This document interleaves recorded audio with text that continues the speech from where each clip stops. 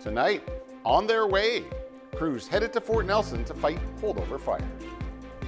Fire ban, a Category 2 and 3 prohibition about to go into effect, getting closer. Possible measles exposure in Grand Prairie.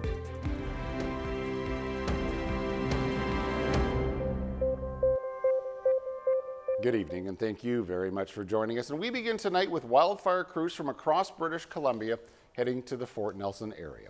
The BC Wildfire Service saying it's not a result of any threat to the community. Now, over the past 2 weeks, a number of holdover fires from 2 years ago have reignited. 15 fires are currently burning across the Fort Nelson fire zone, all of which are so-called zombie fires. There's not a lot of activity in southern British Columbia right now, so this is a good time for wildfire personnel to fight the fires in the north. And with low overnight temperatures, crews can make good progress before things heat up in the summer. Right now, the wildfires are showing a low to moderate fire activity. Over the coming days, residents in Fort Nelson may notice an increase in the number of BC Wildfire Service personnel in the community. And now the BC Wildfire Service is declaring an open fire ban here in Northeast BC. That means Category 2 and 3 open fires will be prohibited starting Friday at noon. The ban will be in effect for the Fort Nelson and Peace Forest districts. That includes Fort St. John and Dawson Creek. The list includes a ban on piles 2 meters high and 3 meters wide. And it also includes stubble and grass in an area bigger than 0.2 hectares. Fireworks, sky lanterns, burn barrels, and exploding targets are also included, but it does not include small campfires and most cooking stoves. The Wildfire Service says the goal is to prevent human-caused wildfires and to protect public safety. The prohibition will remain in effect until October the 15th. An oil and gas camp northeast of Fort Nelson has been fined by WorkSafe BC. The Key Pile Camp has been fined just over $3,100 for what WorkSafe describes as multiple health and safety deficiencies. The firm failed to keep up-to-date written first aid procedures to ensure emergency lighting was tested. It also did not conduct emergency drills at least once a year. And in addition, the company failed to ensure tools and equipment were capable of safely performing their functions and to ensure regular inspections were made to prevent unsafe working conditions. Now, WorkSafe says these are all repeat violations. In Prince George, a 15-year-old girl has been injured after being shot. It happened inside an RV at a homeless encampment known as Moccasin Flats. The teen was taken to hospital with serious but non-life-threatening injuries. Now, police are still looking for a suspect but say there is no increased risk to the public. Back in February, the city filed a claim in BC Supreme Court trying to close the homeless camp down. An update tonight about a toddler that went missing in Fairview, Alberta. The 2-year-old was found alive more than 8 hours after being reported missing. Mounties say at around 10:30 Sunday night, the child wandered away from their parents. Several groups, including more than 100 community volunteers, searched throughout the night. The child was found unharmed around 6:30 the next morning. Police now say the toddler likely fell asleep in a field. A search and rescue helicopter spotted him about a kilometer away from his home. There's been a possible exposure to the measles in Grand Prairie. Alberta Health Services says it's been notified about a person with a confirmed case of the measles. The health authority saying anyone who was at the Crown and Anchor pub on May the 4th may have been exposed to the virus. AHS adding anyone who is at the ER at the Grand Prairie Hospital could also be exposed. Now, anyone attended these two locations who was born after 1970 with fewer than 2 doses of the measles vaccine may be at risk for developing the virus. On Monday, the Alberta government launched a campaign urging people to get vaccinated. Premier David Eby announcing a concentrated effort to expand BC's trade to Asia. Standing next to a 300,000-pound shipment of sablefish destined for Japan, the Premier announcing a dedicated team will be traveling to Asia to meet with prospective trading partners. As threats of annexation persist from the White House, the province is looking to expand and diversify its trading markets to be less reliant on the United States. And food was top of mind amid trade discussions as Japan, South Korea, and Malaysia are all said to be vying for significant investments in BC's agriculture industry. relationships are crucially important. This is an important way to show respect for the investments that have been made in British Columbia from companies located in Japan, in South Korea, in Malaysia, to visit them and reassure them that we value their business and our partnership together, and we're keen to work together. The Premier adds the expansion of business partnership opportunities into Asian markets will be a benefit to all workers right across British Columbia. Mixed messages are coming from Ottawa on the future of the energy industry here in Western Canada. The new Energy and Natural Resource Minister says he plans to visit very soon as Ottawa tries to reset its relationship with the West. The Carney government also saying they want to work with the provinces to kickstart new energy projects. But it's like Mike Lucatura reports, those comments come as another federal cabinet minister questions the need for pipelines at all. Will I support building a pipeline? Yes, that simple answer. In a Canadian exclusive with CTV's chief political correspondent Vashi Kapelos, Prime Minister Mark Carney said he's open to building major energy projects.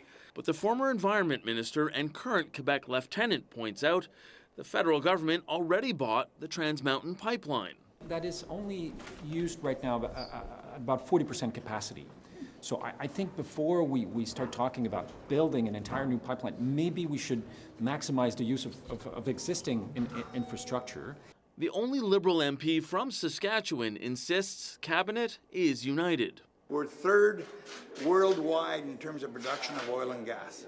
We want to build on that success. And Carney is willing to remove barriers that slowed nation-building projects. We will change things at the federal level that need to be changed in order for projects to move forward.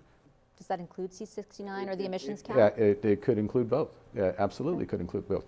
Bill C-69 is a 2019 law that changed the environmental review process to include social issues when approving energy projects. In a post on social media, Alberta Premier Danielle Smith criticized that law and Stephen Guilbeault's comments, saying they were both, quote, destructive to Alberta's and Canada's economy and investment climate. Ontario's Doug Ford says the law has hindered large-scale infrastructure. It doesn't allow all of us across the country to move forward in a rapid speed, and I really appreciate what Prime Minister Carney mentioned yesterday. Expect those issues to be discussed again when the Prime Minister meets with the Premiers next month in Saskatoon. Mike Lecouteur, CTV News, Ottawa. And the Prime Minister also saying his new cabinet will act quickly to bring Canadians economic relief in these uncertain times. Today, Mark Carney signed a directive that prioritizes passing legislation for a middle-class tax cut. Judy Trin explains. It's my pleasure on behalf of the cabinet to sign this order to deliver that tax cut. Thank you very much.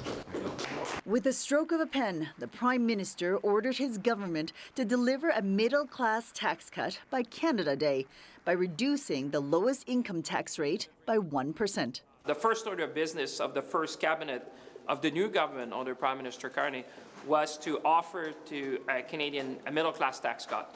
A very significant step that will benefit 22 million Canadians across the nation. When Parliament resumes, the Liberal government will table legislation that aims to save a two-income family up to $840 a year, a campaign promise estimated to cost $28 billion over 5 years. The government has just 20 scheduled days in the upcoming session of Parliament to pass the bill. And I think we're going to see our government run like a corporation, which I think is long overdue. With 170 elected MPs, the Liberals need to find at least 2 more members from other parties to vote with them. We expect other parliamentarians to support, obviously, the government, because this is about Canadians. We are in a situation, a dire situation. The other big priority is to eliminate federal barriers to provincial trade by July 1st. That won't compensate for lost revenue from U.S. tariffs, but it could add $200 billion to the Canadian economy each year. We need it right now, and I really believe this is a moment we can get it done. Internal trade has become sexy. It has. I know, it's funny, but yet true. On May 26, Parliament will resume. Then a day later, King Charles will deliver the throne speech to outline the government's priorities. priorities which do not include outlining a budget. Instead, the finance minister says to expect a fall economic statement later this year. Judy Trin, CTV News, Ottawa. And before those tax cuts take effect, get ready for some more pain at the grocery store. The head of Loblaws warning tonight of a surge of tariff-related price increases at its stores. The Canadian retailer says shoppers can expect to see a spike after the company's pre-tariff inventory runs out. Loblaws says it has limited the number of products that have hit by tariffs to a little more than 1,000, but that number could rise, topping 6,000 within the next 2 months. Customers can expect increases in several different categories, including natural foods, as well as health and beauty products. As inventory gets depleted and has to be replaced, the grocer is going to have to pass on the cost of those tariffs. If you're an independent grocer, I'm not going to speak on behalf of the chains, but if you're an independent grocer in Ontario, and they make up 59% of the retail grocery stores in this province, and you're on a margin of 2%, John, you're passing that tariff increase on. Loblaws went on to say that the tariff-affected items will still account for a small share of the roughly 80,000 items that the company stocks on its shelves. Canada Post has told the union representing its workers that a temporary pause in negotiations is needed. Canada Post says the pause will let it focus on, quote, preparing comprehensive proposals aimed at moving discussions forward constructively, unquote. Well, there's no timeline for when talks could pick up again. Negotiations between the two sides have resumed at the end of April after breaking off in March. For their part, the union says they had come to the table ready to negotiate. Canada Post is warning there could be another labor disruption beginning on May the 22nd. Workers were on strike for more than a month at the end of last year. The Prime Minister's office announcing Mark Carney will leave for Rome on Friday. Carney is set to attend Pope Leo's inaugural Mass at St. Peter's Square. It begins at 7 a.m. local time Sunday. The tradition of the Catholic Church will mark the official start of the pontiff's term. The Prime Minister will also meet with other world leaders during the trip to talk about strengthening trade and cultural ties. Donald Trump sat down today with the interim president of Syria, and it's the first such meeting between leaders of the two countries in 25 years. We are currently exploring normalizing relations with Syria's new government, as you know, beginning with my meeting with President Ahmed al-Shara and Secretary Rubio's meeting with the Syrian foreign minister in Turkey after discussing the situation with Crown Prince Mohammed and President Erdogan of Turkey. I am also ordering the cessation of sanctions against Syria to give them a fresh start. It gives them a chance for greatness. The meeting represents a major turn of events for Syria. The country is still adjusting from over 50 years of iron rule by the Assad family. Today's meeting took place in Saudi Arabia and happened on the sidelines of a gathering of the Gulf Cooperation Council. Later, Trump traveled to Qatar, where he signed a series of economic and defense deals with the country's ruling emir. Qatar has given Trump a gift. It's a $400 million jumbo jet they hope Trump uses as Air Force One. All right, we had a little bit of everything today. Snow, wind, rain. I'll be right back after the break with weather.